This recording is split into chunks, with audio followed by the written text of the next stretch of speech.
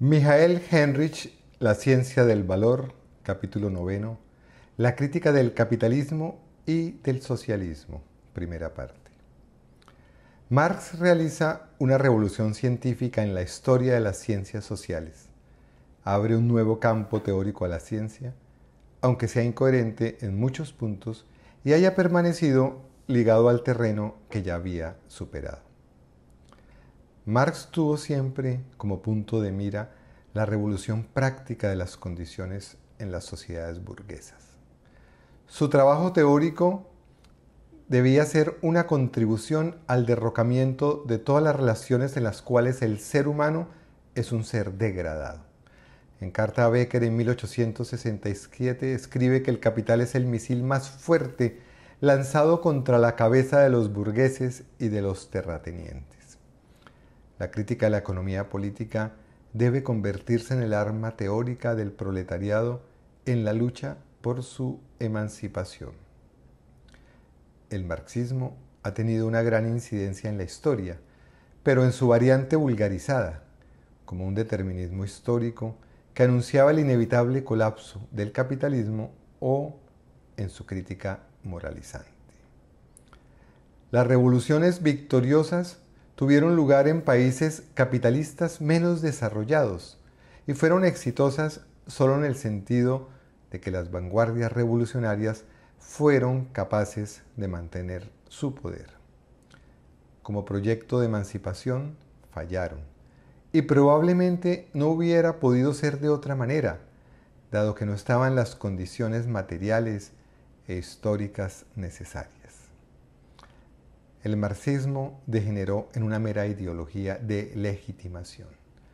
El capitalismo, a pesar de su enorme expansión, no ha llegado todavía a su fase suprema. La relevancia del análisis de Marx no es afectada por el fracaso de esta alternativa socialista. Estamos más cerca del auténtico objeto de análisis ahora que en los tiempos de Marx. Fundamentos normativos de la crítica marxiana del capitalismo. La inversión de la ley de apropiación. En la historia del movimiento de los trabajadores, con frecuencia se ha entendido la crítica de Marx al capitalismo como una crítica moral. Se rechaza el capitalismo porque viola determinados estándares de igualdad o de justicia. Esta posición ha resultado convincente, dado que los estándares y las violaciones por parte del capitalismo eran plausibles. En principio, las razones de la crítica deberían ser visibles para todos. Pero el propio Marx, desde muy temprano, se burló de la crítica moralizante. De otra parte, se han hecho intentos de demostrar que la crítica de Marx se basa sobre un fundamento normativo, no reconocido explícitamente. Por ejemplo, se ha planteado que el concepto de fetichismo de la mercancía y del dinero se basa sobre asuntos normativos relativos a cómo debería ser constituida una sociedad humana. Se trataría de una caracterización negativa de las relaciones sociales de producción de mercancías. Se considera que el modelo de socialidad inmediata es la norma con la cual se juzga el modelo de socialización a posteriori en la producción de mercancías. Para Heinrich, con el fetichismo de la mercancía, Marx critica una conexión invertida de la socialización existente y no como una socialización invertida. Marx plantea que la propiedad casi natural de las cosas es solamente el reflejo de un cierto comportamiento social de los individuos, hecho que permanece oculto a la conciencia. El punto central de Marx no es una caracterización negativa de las relaciones de producción, sino la demostración de que estas relaciones producen una imagen mistificada de sí mismas, a la cual están sujetas no solo la conciencia cotidiana, sino también la economía política burguesa. El objeto de la sección sobre el fetichismo es la crítica a una conciencia cotidiana o científica que se origina necesariamente en esta sociedad.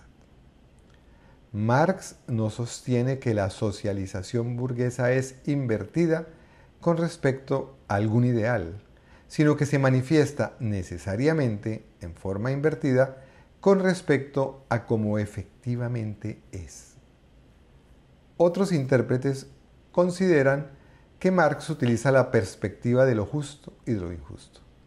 Por ejemplo, en el tema de la duración de la jornada laboral o en el tema de la inversión de la ley de la apropiación. Es lógico que desde la perspectiva de los trabajadores surja una argumentación normativa, pero Marx en su exposición prescinde de esta base normativa. Dice Heinrich que en el punto referente a la inversión de la ley de apropiación, Marx sí hace menciones explícitas a una concepción normativa, lo cual exige un examen más detallado. Marx plantea que la teoría del capital es compatible con el cambio de equivalentes. De este modo, critica las concepciones socialistas que entienden la apropiación del plusvalor como un cambio injusto. Para Marx, la apropiación de plusvalor no contradice la ley del cambio de mercancías. Pero en el curso de la acumulación, la fuerza de trabajo es adquirida con una parte de su mismo plus trabajo, que no es pagada por el capitalista. Con base en esto, Marx concluye que la relación de cambio entre el capitalista y el trabajador se convierte en una apariencia del proceso de circulación, una mera forma extraña al contenido verdadero, forma que lo mistifica. Marx distingue aquí la forma del contenido social. Quiere demostrar que este contenido no resulta de una violación de la forma, sino que es su consecuencia. Cada acto individual de cambio, realizado en la valorización del capital, obedece a la ley del cambio de equivalentes. Solo en el proceso global resulta claro que el capitalista se apropia del trabajo no pagado. Este estado de cosas es lo que Marx llama la inversión de las leyes de apropiación. Marx distingue dos leyes de la apropiación, una originaria de la producción de mercancías y una actual de la producción capitalista. Algunos intérpretes ven una argumentación normativa. La primera ley caracterizaría una producción de mercancías no explotadora, que se transforma en el capitalismo en una ley diferente. La ley de producción en la producción de mercancías tendría así implicaciones anticapitalistas. Se interpreta esto también como un desarrollo histórico, pero Marx no habla de desarrollo histórico. Distingue entre un capital originario, en el sentido de que la exposición comienza con él, de la transformación sucesiva del plusvalor en capital adicional. Para Marx, la producción de mercancías no explotadora, es decir, no capitalista, no ha existido nunca. Solamente cuando la fuerza de trabajo se ha convertido en una mercancía, la producción de mercancías se generaliza. La ley de propiedad aparentemente originaria es una pura apariencia.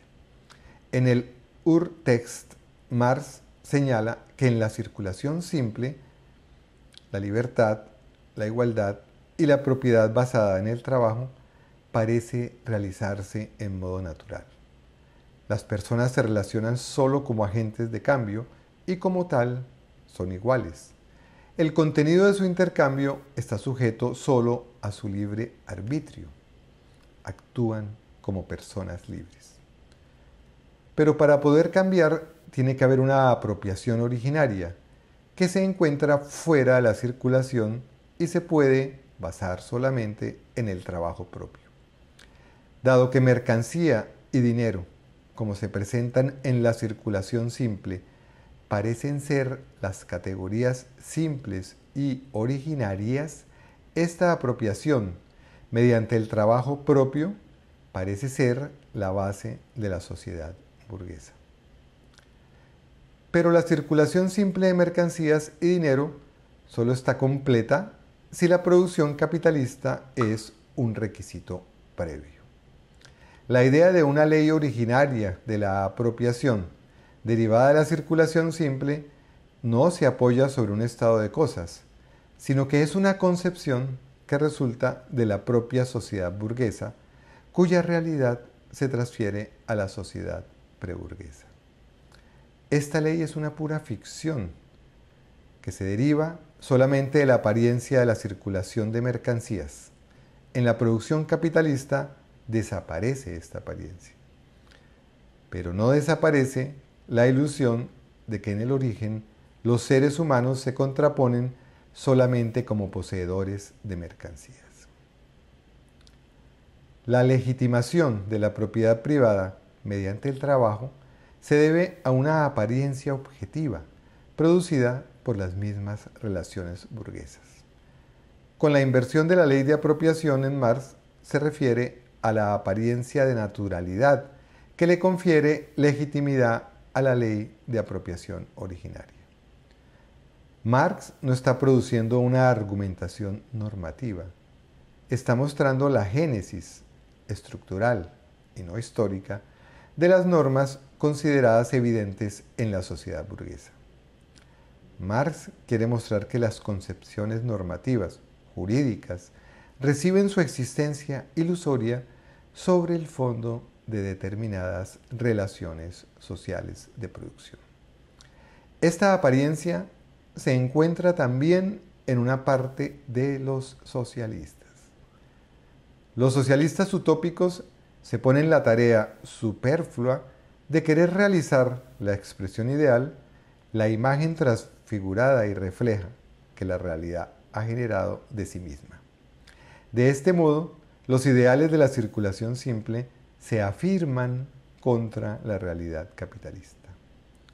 Su expresión más típica es la solicitud del pleno fruto del trabajo. La crítica a la economía política tiene una implicación directamente política, dado que demuestra que una crítica moral del capitalismo, así como aquellas concepciones socialistas que desembocan en un socialismo de la pequeña producción, permanecen prisioneras de una apariencia producida por el modo de producción capitalista mismo.